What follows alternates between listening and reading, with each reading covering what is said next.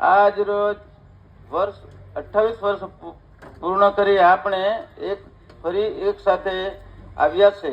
એકબીજાની સાથે જોડાઈ સંસ્કૃતિની મોટી અને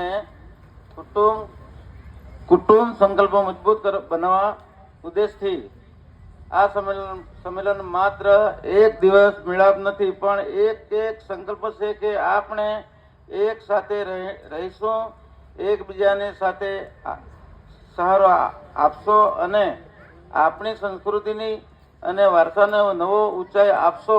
આ દિવસ આપણે આપણું કુટુંબના પાયાને મજબૂત કરવા માટે એક નવી દિશામાં આગળ વધવા માંગીએ છીએ. આજના નાયક આપ સૌ છે. આજે આપણે સૌના સાથ અને સહકારથી આપણે બગલાણીયા કુટુંબની એક નવી ઓળખ આપી શક્યું. આપણા વડીલોની ભવ્ય પરંપરાને જાળવી સાથે મળીને સદબુદ્ધિ અને સુખ શાંતિ નિર્માણ કરવું એ આપણી પ્રાથમિકતા હોવી જોઈએ. એકતા એ જ આપણી શક્તિ. સંયુક્ત પરિવાર છે શક્તિ. આપણે ભલે જુદા જુદા શહેરોથી રહેતા હોઈએ પણ હૃદયથી એક છે. એકબીજાની સાથે હંમેશા જોડાયેલા રહીશું. સહકાર અને સમર્થન આપણી કોમની ભવિષ્ય એ આપણા સૌન પર આધાર રાખે છે. યુવાનો માટે શિક્ષણ, રોજગાર અને માર્ગદર્શન આપીને તેમને આગળ ધપાવવું જોઈએ. સહયોગ અને સેવા આપણી સમુદાયક કોઈ પણ મુશ્કેલી પાર કરી શકીએ. આપણે ભાઈ બહેનોનો સહાય કરવાની ભાવના રાખીએ એ સત્ય ધાર્મિક છે. આગળના વર્ષો માટે આપણી દિશા સંયુક્ત પરિવાર અને એકબીજાની મદદ.